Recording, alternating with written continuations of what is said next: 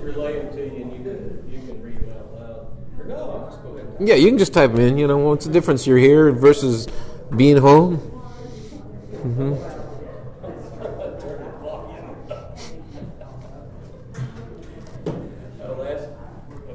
About a month ago, I was out in Foyer, and we call it Foyer. Narthex, Foyer, tomato. I get ridiculous. And I had it on where I could hear it, Carrie could hear it, because she kept telling me, don't listen. So I had it on. And they had the doors closed. And then all of a sudden she gets on to me, and she's going to jump on top of me, kill me, turn the jam. And I'm thinking, I can't hear it in there.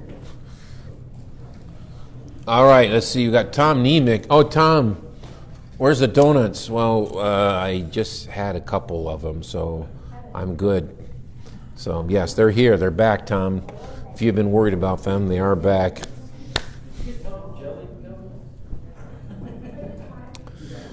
Okay, I'll go ahead and start early. You get 2 minutes extra bonus today. 2 minutes bonus. Matthew chapter 5, verses 43. We're going to look to 43 to 48. A couple concepts to deal with here.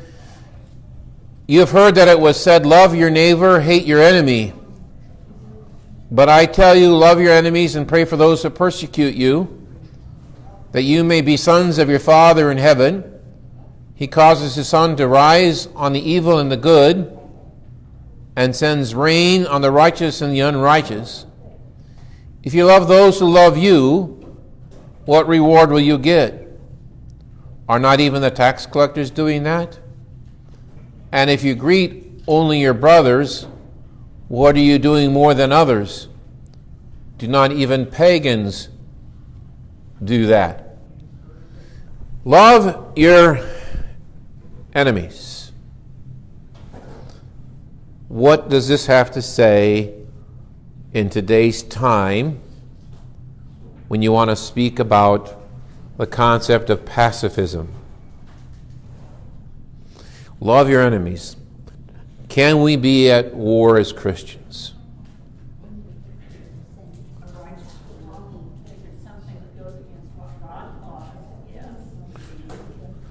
A righteous war, a just war. How do we determine a just war? And can we love our enemies even though we are at war with them? Oh, Michael? It's kind of like, for anybody that has taken a concealed carry class, they always they preach it over and over and over. You have that gun, you have that loaded gun in order to do one thing, and that is to stop someone from killing you. And I think that's the same thing with the idea of the just war theory, is that the idea of a just war is that we are to stop someone from committing evil acts. Now, one man's evil may not be another man's evil anymore. I mean, it's just kind of strange, but I think it was Augustine that came up with the idea of a just war. Yeah. And that I guess sometimes it's society that decides what a just war is, but in actuality it's God that says this is a just war. You're going to go ahead and stop this evil that's occurring.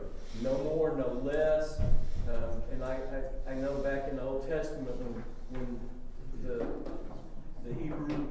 the Hebrews would attack a village or clan or whatever, sometimes God would say, you don't pillage, you don't do anything except kill everyone in there. That's what you're to do, because I want that away from society. No slaves, no nothing. And that's what I consider is a just war, is stopping evil. Yeah, okay, so Mike is mentioning about just wars or stopping evil. And then you look in the Old Testament times, did God call his people to go and have offensive wars? Why were offensive wars necessary for God's people? Why, not defensive wars, but why did God put his people on offense in battle? Why did he have his people initiate the war? He wanted to root out the evil that was in the country so that when the Israelites went in there, they would clear out and not be affected by the evil that was there already. So they wanted to make heaven on earth. That one way is to exterminate. When you want to talk about genocide and, anti-Semitism in today's terminology, when they look at it, there's like three people that wish to exterminate the Jews. One was Hitler, another one was the book of Esther, Haman the Agagite, and I can't remember the third one, but they accused three of people of trying to commit genocide against the Jews.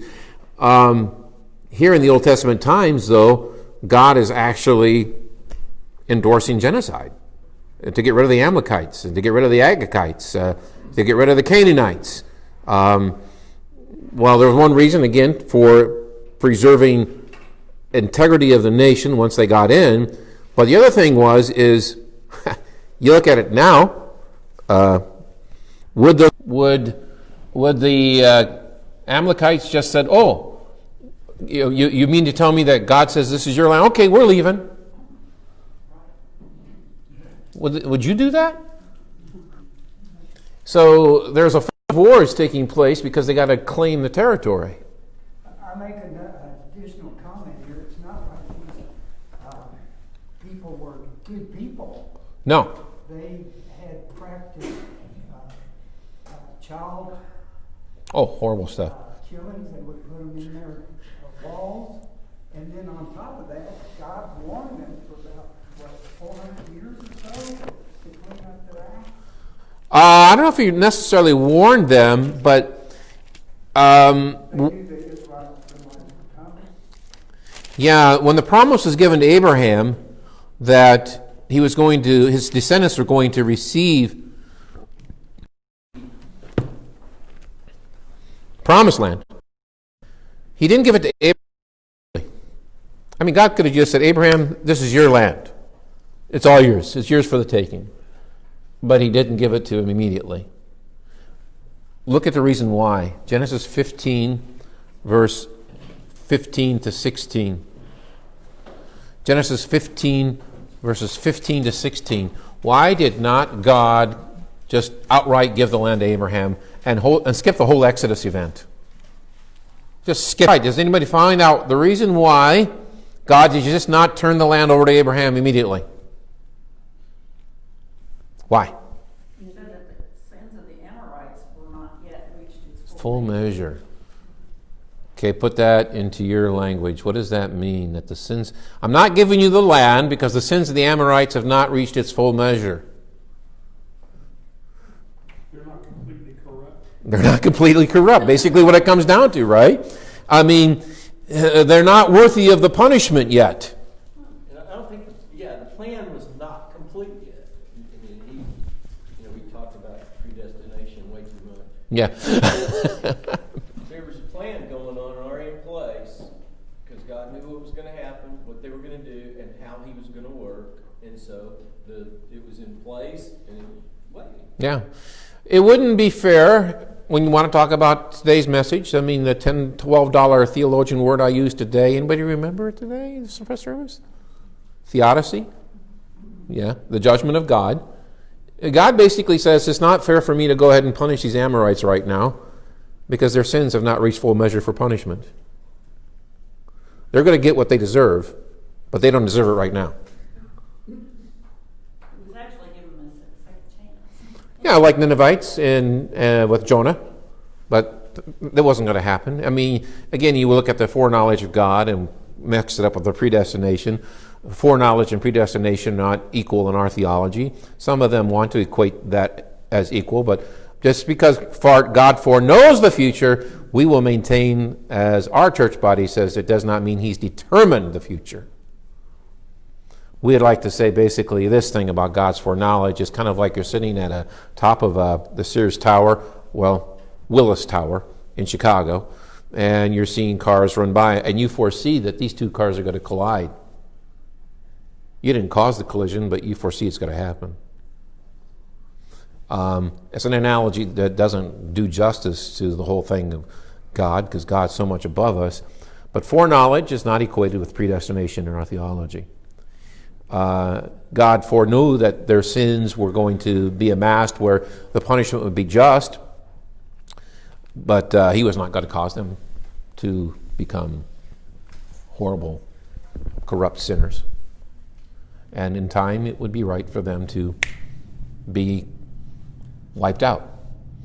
There are some races, that God basically, Saul got into trouble when God told King Saul to go out and wipe out those Amalekites. And Samuel, the prophet, comes and says, "Did you follow God's law? Did you kill them all?" And Saul said, "Yeah, followed God's law to the T." And then Samuel said, "Then why do I hear all these bleatings of these sheep and these goats? You're supposed to kill everything. Why all these noise? And who is this?" And he said, "Well, that's the king of the Amalekites, King Agag. He was, I thought we would keep him." And then Samuel said, "Because you don't follow God's law, Saul, your kingship is taken away from you." And he draws a sword and he kills Agag. But because he allowed some of the Amalekites to survive, guess who eventually arose up for the Amalekites to seek genocide against the Jews? It was Haman and Esther.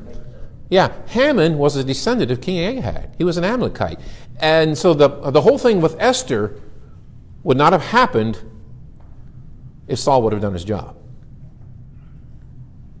So God, in a way, kind of punishes the people of Israel for the sake that Saul was an unfaithful king. You've got all this stuff going on in the Old Testament, and then you hear Jesus flip it. So how do you make that work?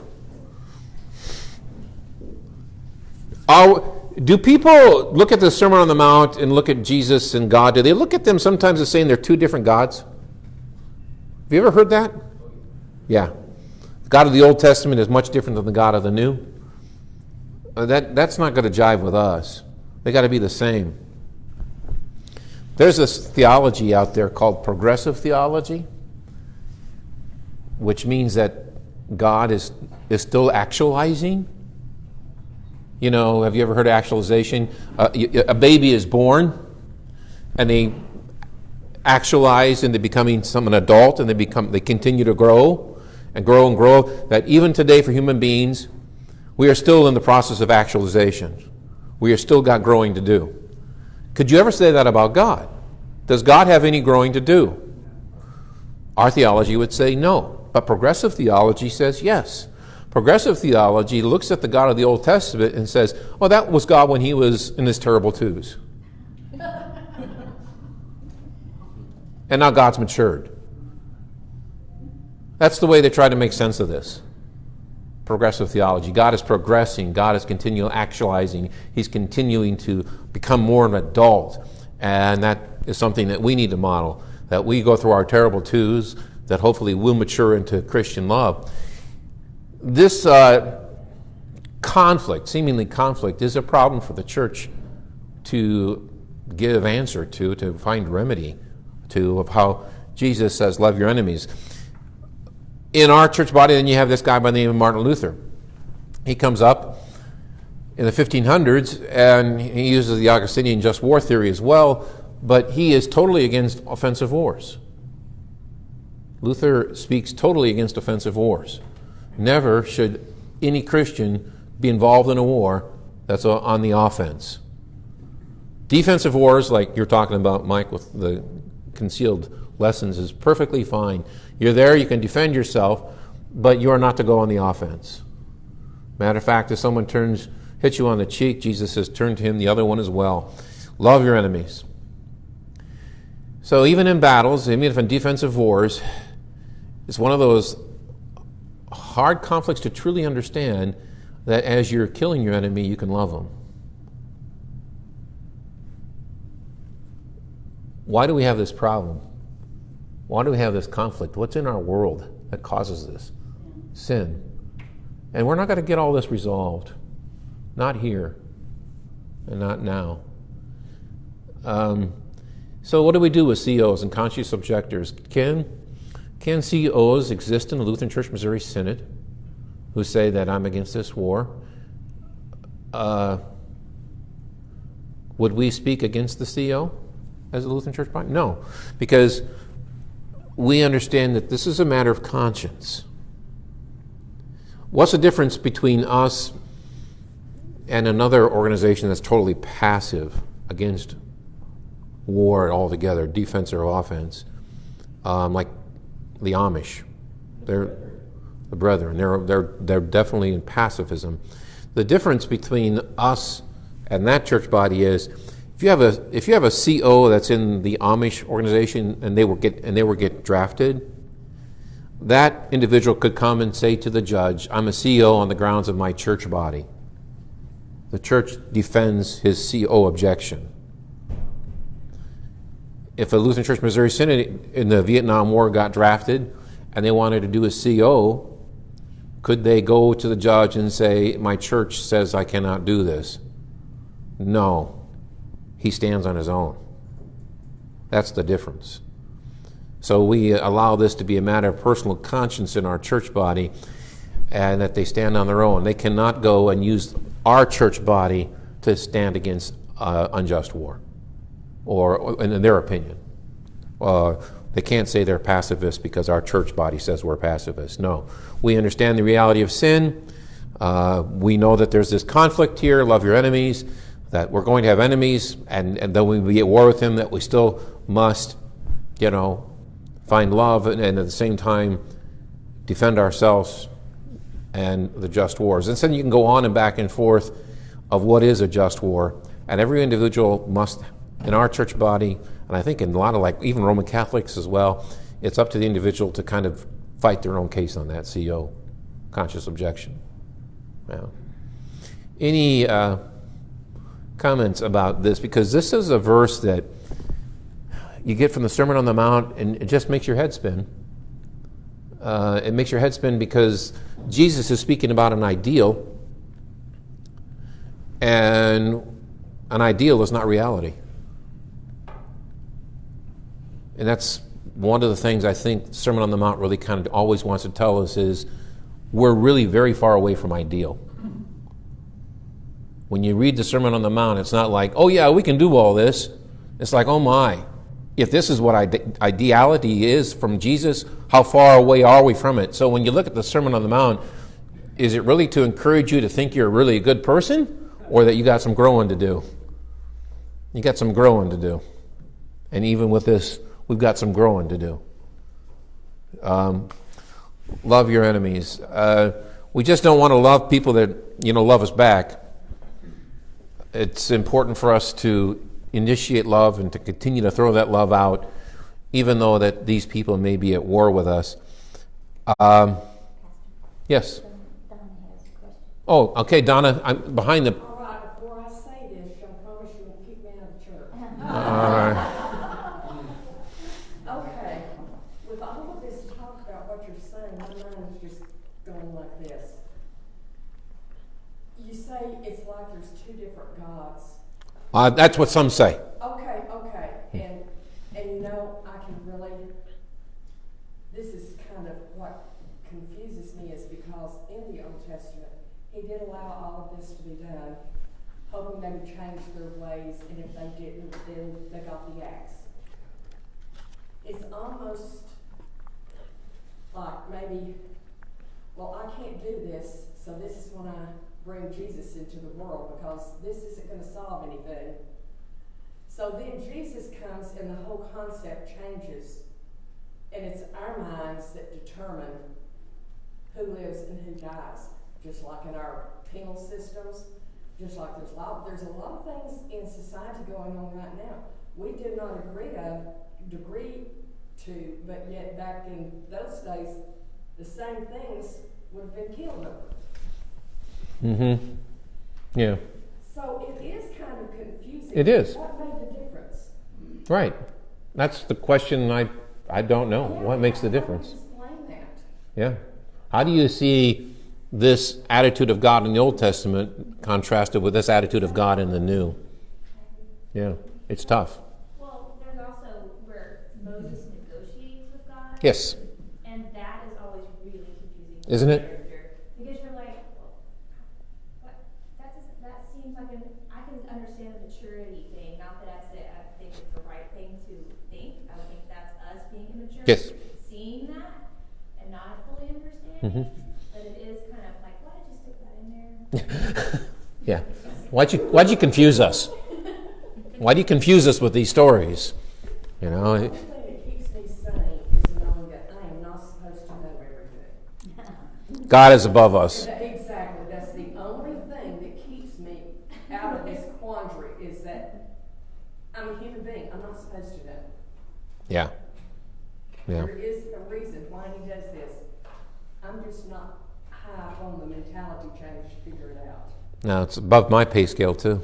I also wonder about Noah and him being the only righteous man. Right. Like, what does that look like in a society full of unrighteous people that are worthy of death?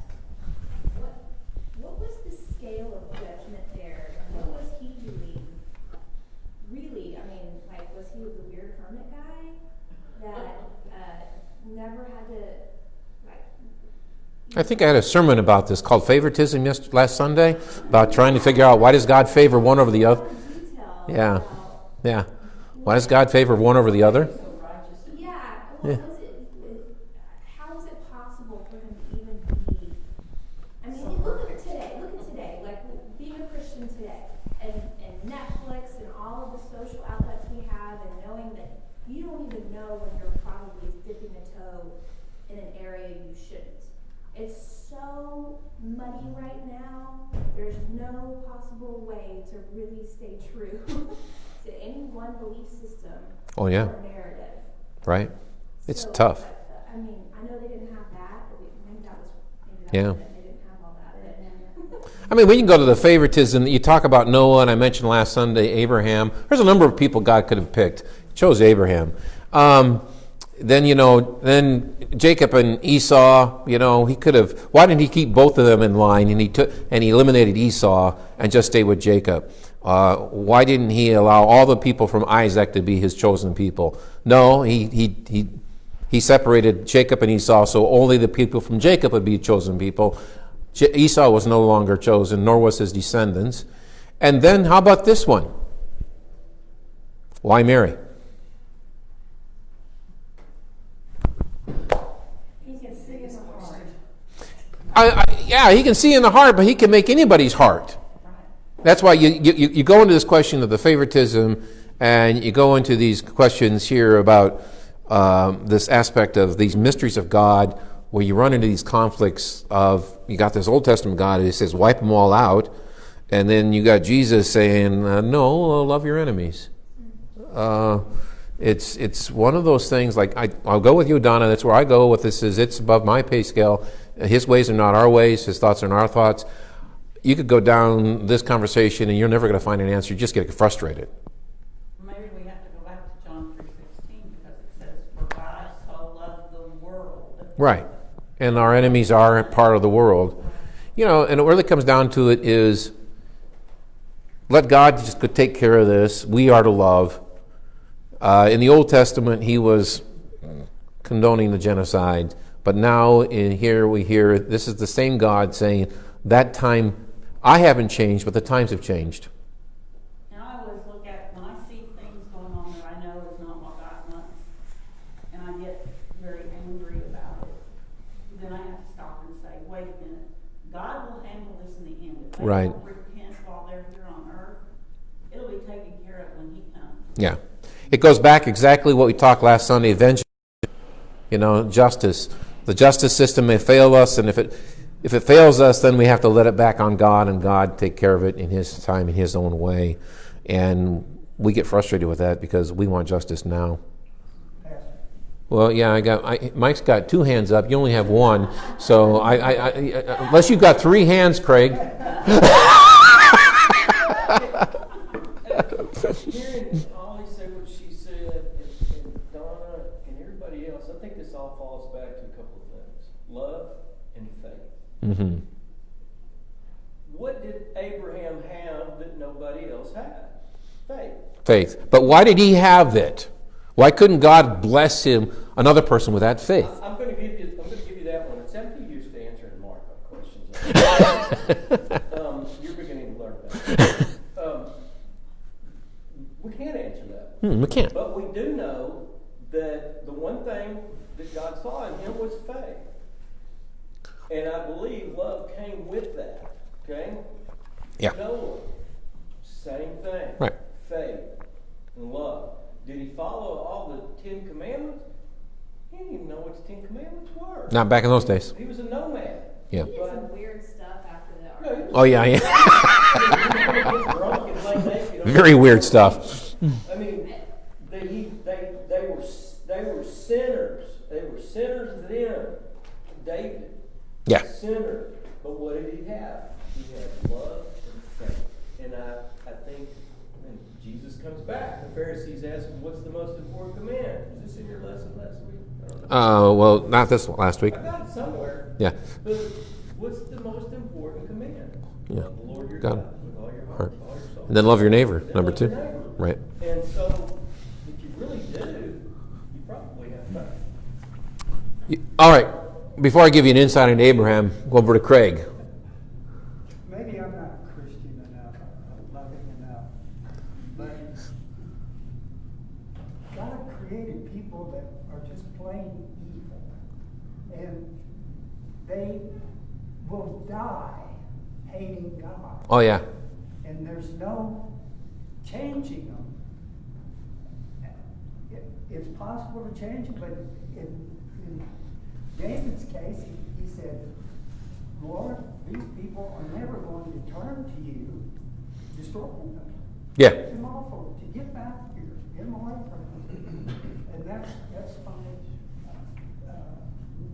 I got a sermon for you today on that. Sermon, right? You cast the seed and Yeah, and this sermon kind of follows off the same thing with the word theodicy. He's asking that question about why are all these evil, why are all these tares, and why don't you just get rid of them? And, I addressed that a little bit in the message today. The insight in Abraham, this comes from Josephus. He was an early church, not a Christian, he was a Jewish historian. And he's got this legends that are not in the Bible, but legends that were kind of trusted legends of the Jewish histories. Interesting thing about this Abraham, he was the son of Nahor. Nahor had about 3 children, and all of the descendants. And Joshua mentions this: are you going to serve the gods of Nahor, or are you going to serve the God of Abraham when you get into the promised land? And choose to whom this day you'll serve. All the Nahor descendants were worshippers of the false gods, idols, according to Josephus, except for Abraham. Somewhere along in the life, according to what Josephus says in the history of Abraham, somewhere along in the life, Abraham says there cannot be this many gods. My brothers and my fathers are worshiping idols. There cannot be this many gods. There's got to be only one God. This is Josephus arguing what he sees happening in the conscience of Abraham. So Abraham gets this idea that there's only one God. And so God is creating an environment where Abraham, his culture and the personality of Abraham is leading him to monotheism against polytheism. One God, not many. So he's set up for the Jewish God. He's set up so much for the Jewish God that he goes in and he puts his brother's gods on fire. So he's burning, according to Josephus, he's burning all of these false gods in his brother's tents. And the brother sees his sacred tent being burned. What do you think that brother does? These are his gods. He's going to do what? No, he doesn't go after him. He goes into the burning fire. And he dies. The brother had a son named Lot. Abraham is told by the monotheistic God in Genesis 12, leave all your family members, just take Sarah and go to the land I show you. And who does he take with him when he's not to take anyone with him? He takes Lot. Why do you think he takes Lot, according to Josephus? Guilty. I killed his dad. I have to take care of this. And how does Lot in the end come out? Does he work in favor of Abraham, or does it work against Abraham? It works against him, because Lot's got the Sodom and Gomorrah problem, remember? And then Lot's also got the problem with the herdsmen who are fighting with Abraham's herdsmen. So Lot becomes a thorn in his flesh. He should have just left him back. But when Josephus sets the narrative up, you understand he takes Lot with him because he killed his dad. That's an insight that Josephus gives. It's not biblical. It's not in the Bible. But it just kind of makes sense. When you read the story in Genesis 12, like, why in the world is he taking Lot? And Josephus gives you a little answer of why that was what he did. He felt bad. He felt guilty. He killed his dad as he burned the tenth of his father's gods. So you got Abraham, who was like built up, and then Mary, same thing. Noah, I mean, somewhere along the line, Noah's geared up to hear this voice and who tells him to build this ark. If you were walking around in this world today and you heard a voice saying, "Hey, build me an ark," what would you do? Huh? Good question, right? What would you do? I got an answer for that. Oh, yeah? Yeah, it's on my Facebook meeting, if you'd have paid attention this morning.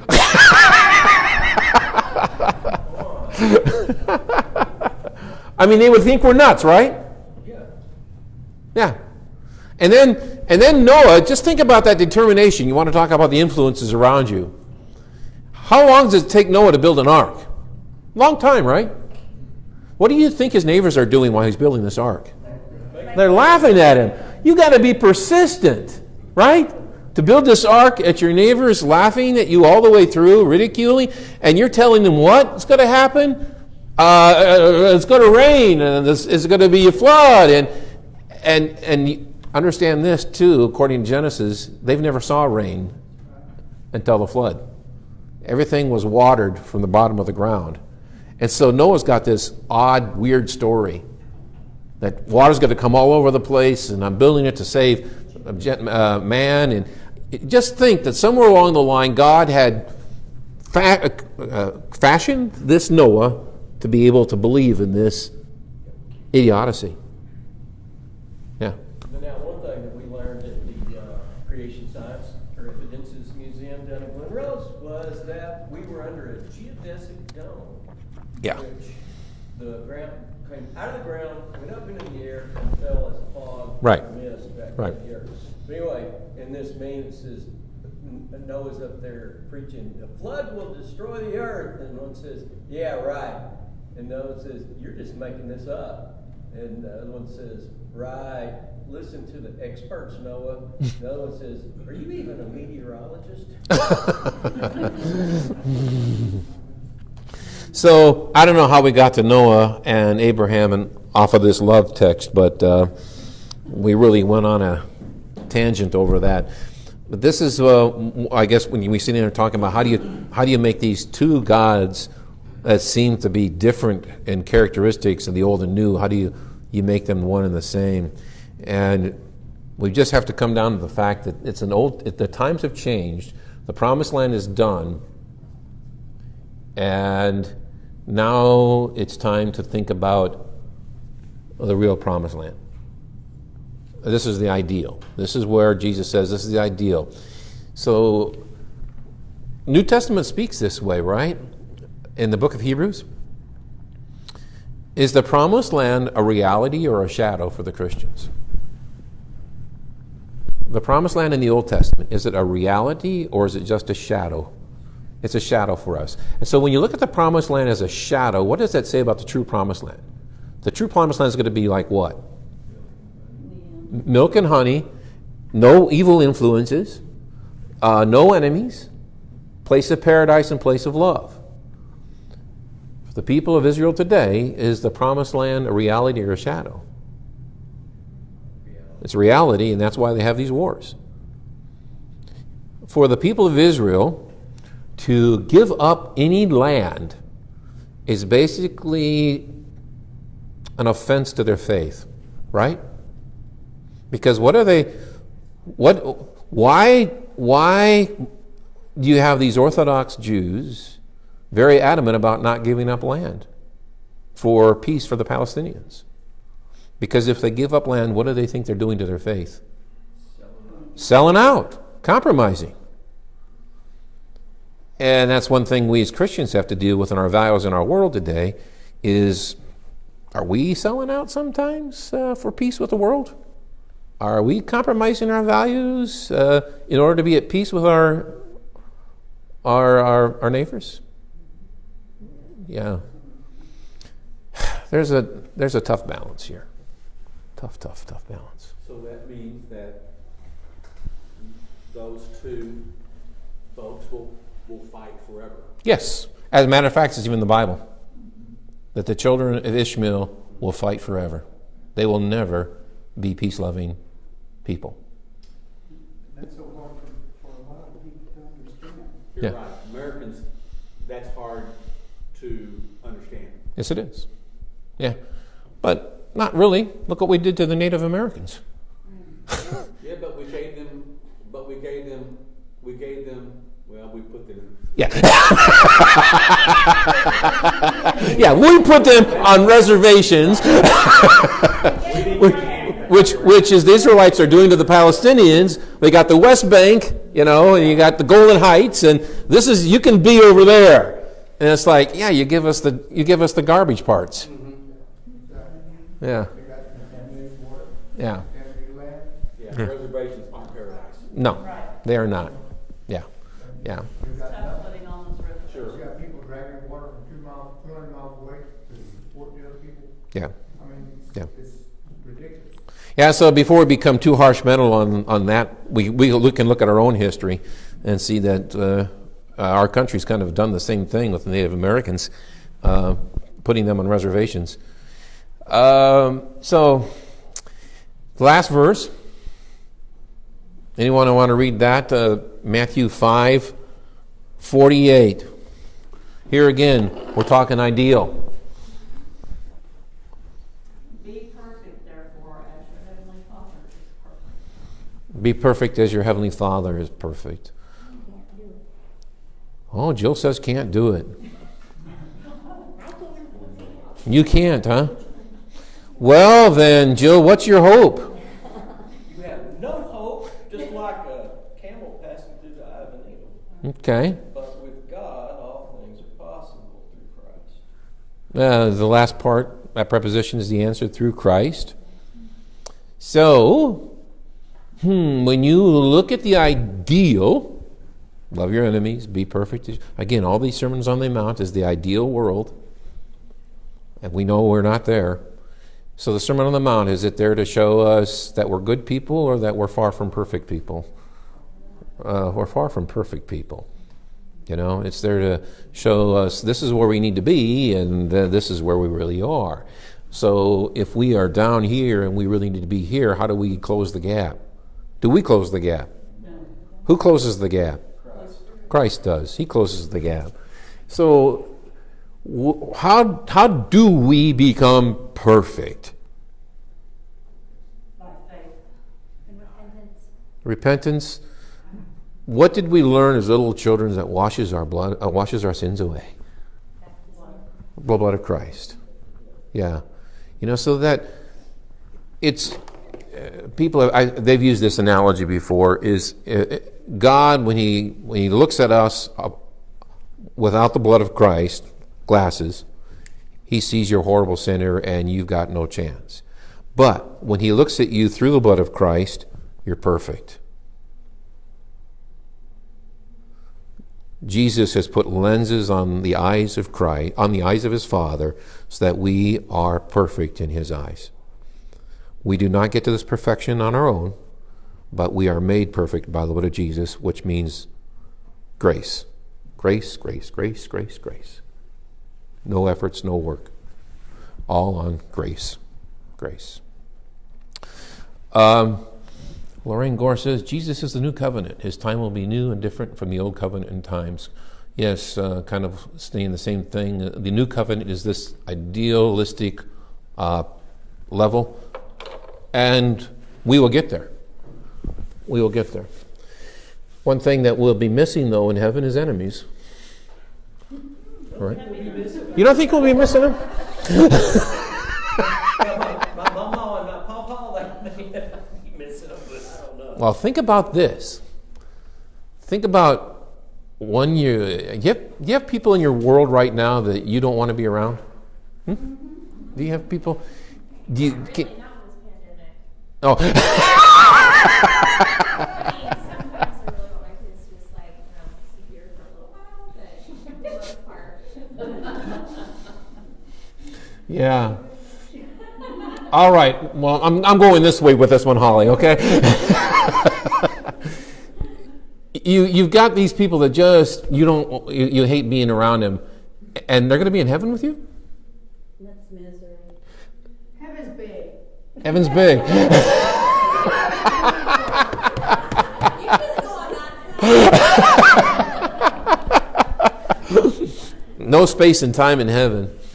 How does this work out? I mean, you got this animosity and this anger towards this individual, and yet this person, they go to church and you may consider them hypocrites, but maybe they're really sincere believers, but you cannot stand them. I didn't think like any of that. Oh, Mike's got 5 fingers. Holly's got 2. For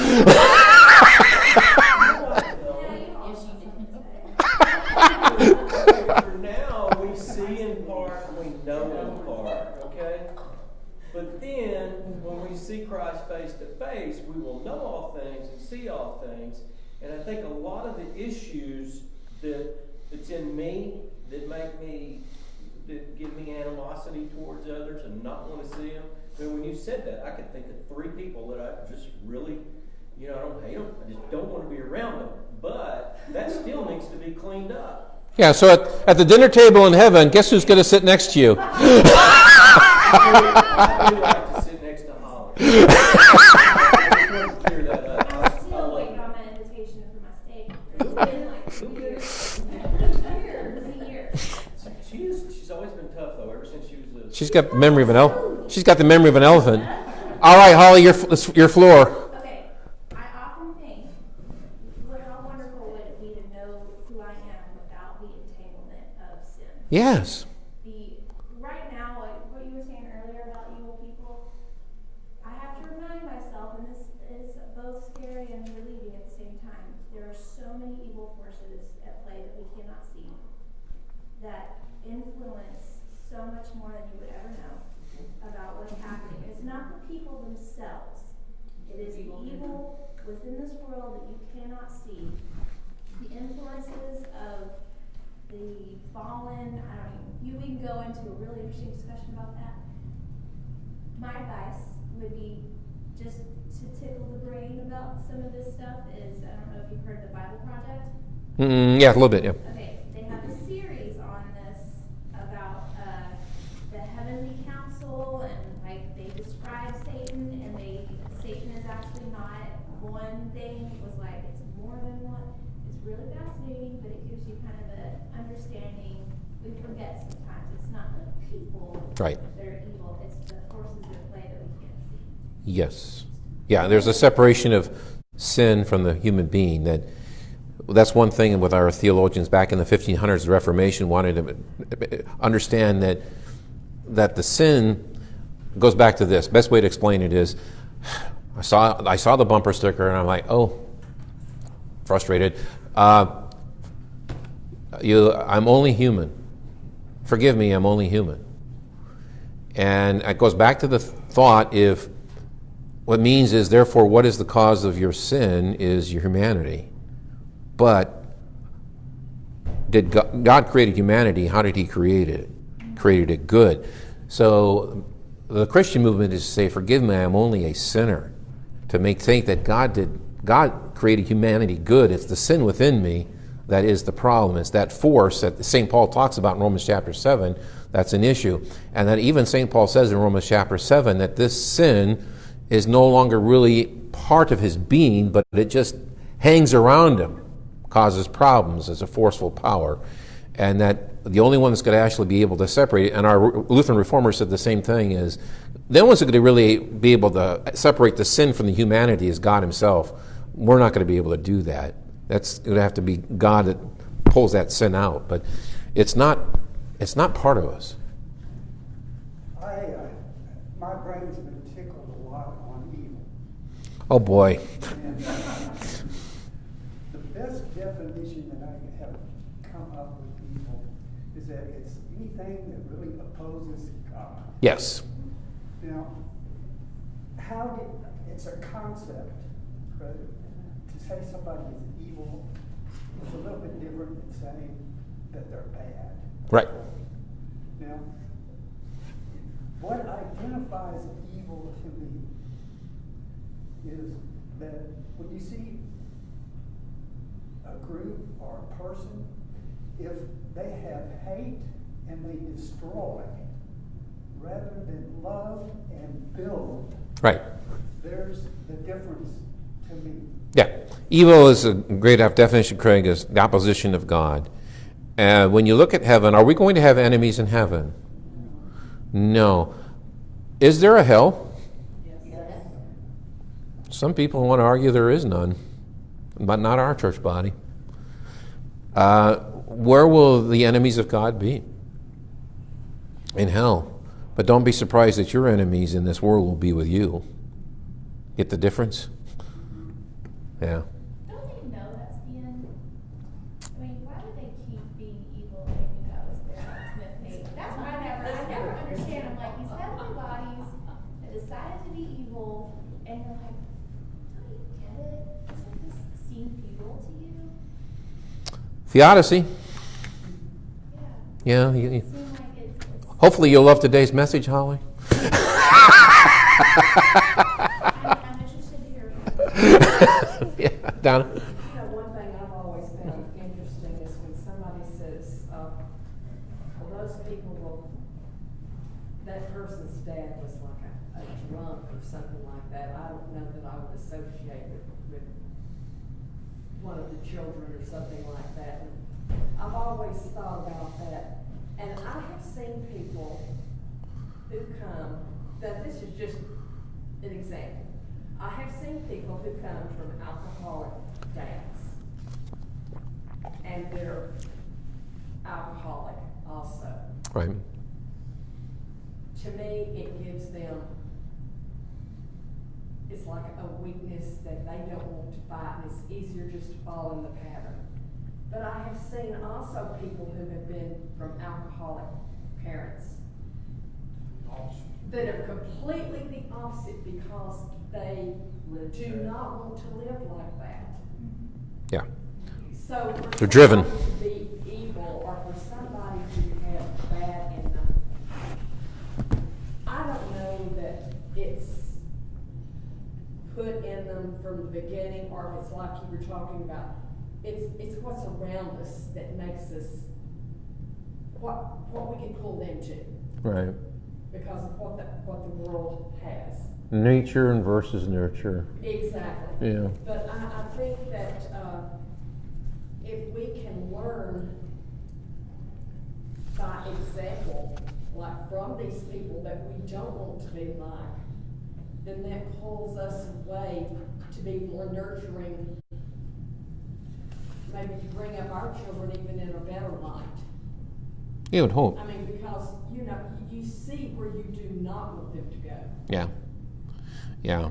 When you mention the nurturing environment, child psychologists have kind of observed some of this, that, and I've seen it happen in one family actually in Indiana, where there was this set of twins, and they came from a troubled background, and they each handled it differently. One twin was going to rise above. The other twin was like, this is my fate. Mm-hmm. And it's in the same family, which I was surprised. But one of the things that happens when the one twin wants to rise above, let's say it's alcohol, that their father was an alcoholic or whatever, one twin wants to rise above that, they become too vigilant. and they'll be against alcohol altogether. They won't. So what you get is they struggle with moderation. They go to extremes. They go to this extreme or they go to that extreme, and they struggle to understand the middle. And that's where hopefully in Christianity and the growth of the means of grace that we can help these people grow into understanding the level of moderation. Yes, you've had it bad, but it doesn't necessarily mean you have to throw everything out. You can come to this level and still yet be functional. But they struggle. They struggle when they come back from homes like that. They either go this way or they go there. Not too many of them successfully get to the middle. Yeah. I know successfully hit the middle. What's this? I said, the person I know successfully hit the middle. Mm-hmm. Good. Yeah. It can be done. Yeah. It can be done. Yeah. Yep. Exactly. If you don't want it, it ain't gonna happen. Right. I came from an abusive family. Father, abusive, drunk, everything else. At the age of 13, I said, never, ever. My wife and I, God bless her, we had our first argument, and I said, I'm not gonna live like this. Yeah. We're Yeah. better off going our separate ways. That was 30 years ago. Mm-hmm. We're trying to figure that out. Yeah. Yeah, if you get to the middle, that's a really an achievement for people to get to the middle when they've had that hard environment. To find the middle ground is very, very challenging, but they do. It's not, John. It's not. Oh, you? People wake up and say, I'm not gonna do this. Exactly. And you're done. You know, Yeah. people use it as a crutch. Yeah. And there's no reason for it. My oldest brother was the same way. We would come, invite us over to dinner, we'd walk in the door. This is my lovely wife. Hmm. That's the way it was. Wow. That's the way we were raised. Yeah. And I said, no. Yeah. You know, even my younger brothers were that way. Yeah. Yeah. Well, But you hear good. your part, that was not right. It's not Yeah. right. It's Yeah. not. And you know, You know, there's something inside of you that knows this is not. Right. Yep. Yep. Yep. And God tells us, watch out, the devil's out there like a roaring lion. Right. He can devour you, so you have to be. Devour yourself, your family, anything around you. All right, well, we're at the time. Let's close with prayer. Father, we ask, O Lord, for you to help us in our spiritual growth. The Sermon on the Mount helps us understand that we are so far from the ideal, and that really the ideal will be such a paradise for us when it becomes a reality for us in heaven. But that doesn't mean we give up hope on not trying to make ideality become reality in this world. We ask, O Lord, that you would strengthen us in our fervency to love our enemies, to be perfect and strive for perfection in this world, and not look at it as a goal in which we are going to fail and just throw it all away. Keep us persistent and keep us faithful until that time in which all these ideals definitely become reality for us in the paradise of heaven. We ask for these blessings in the name of Jesus. Amen.